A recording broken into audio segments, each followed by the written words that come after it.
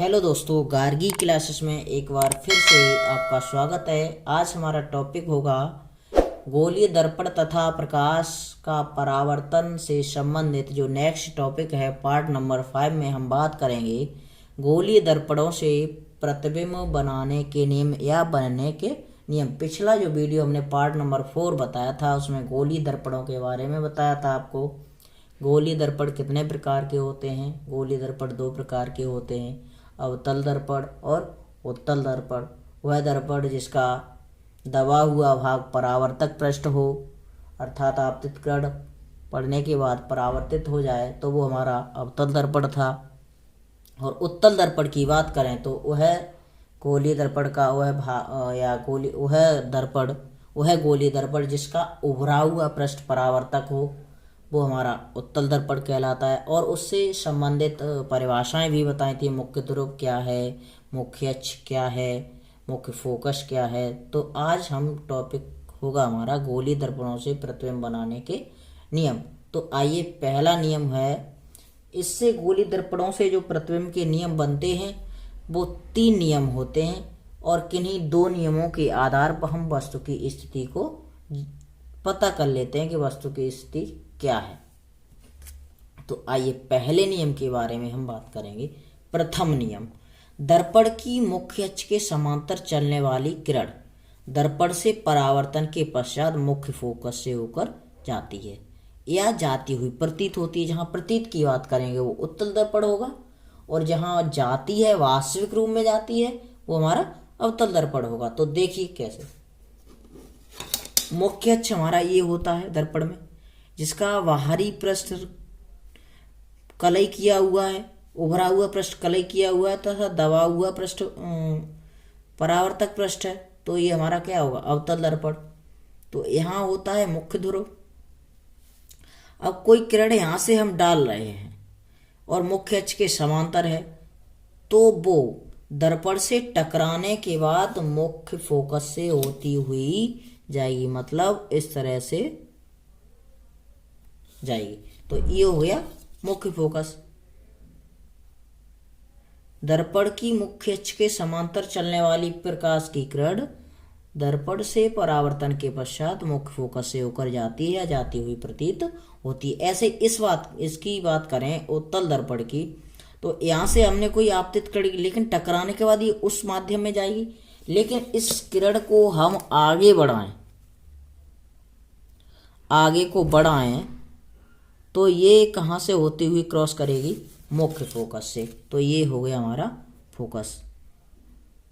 तो दर्पण की मुख्य अक्ष से चलने वाली प्रकाश किरण दर्पण से परावर्तन के पश्चात मुख्य फोकस से होते हुई जाती है। तो पहला नियम ये रहा, समझ में आ गया होगा, क्लियर हो गया होगा आपको। दूसरे नियम की बात करें हम,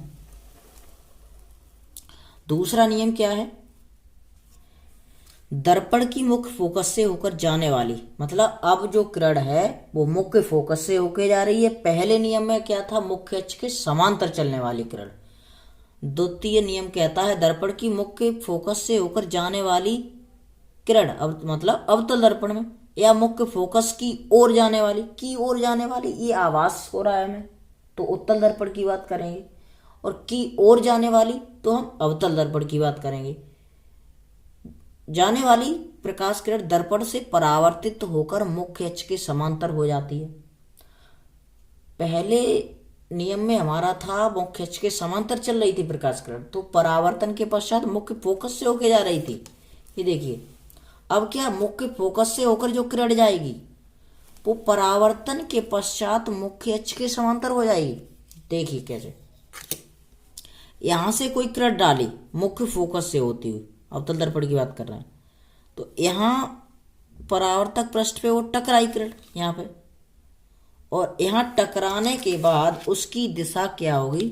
मुख्य अक्ष के समांतर, इस तरह से समांतर होके निकल जाएगी वो।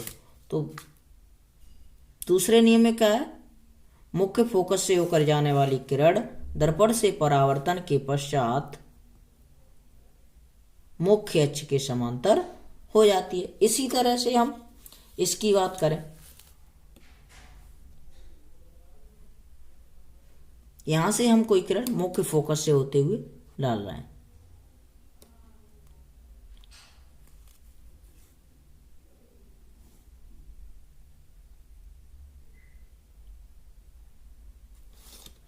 अब ये यहाँ टकराई और दर्पण के क्या होगा, मुख्य अक्ष के समांतर, इस तरह से।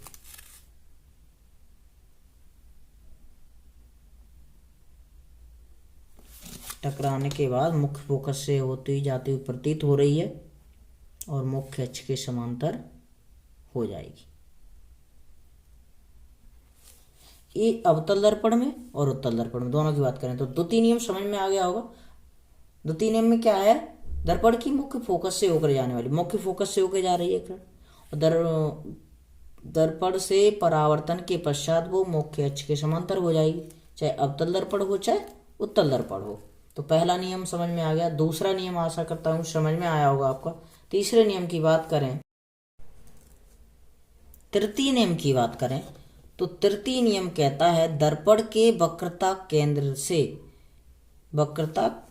से होकर जाने वाली, ये अवतल दर्पण की बात करेंगे, या वक्रता केंद्र की ओर जाने वाली।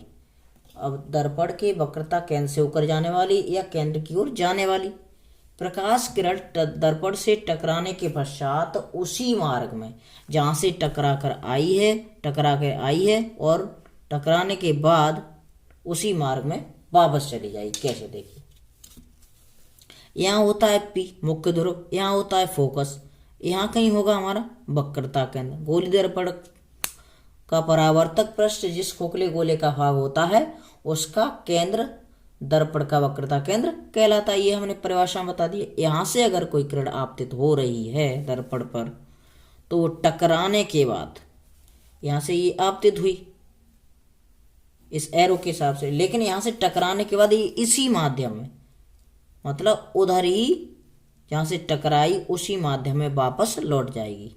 तो इस तरह से इसमें हो गया। इसी तरह से हम इसकी बात करें, यहाँ P है, यहाँ फोकस F है, यहाँ कहीं वक्रता केंद्र होगा C। अब यहाँ ये किरण टकराई गई, आपतित हो गई और टकराने के बाद ये उसी माध्यम में वापस चली जाएगी।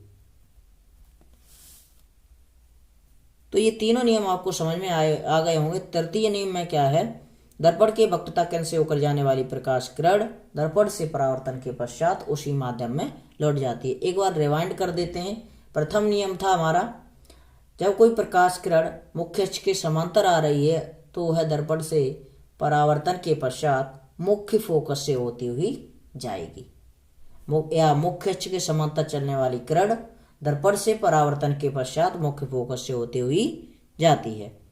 नंबर 2 नियम था, दर्पण के मुख्य फोकस से होती हुई होकर जाने वाली प्रकाश किरण दर्पण से परावर्तन के पश्चात मुख्य अक्ष के समांतर हो जाती है। ये द्वितीय नियम था।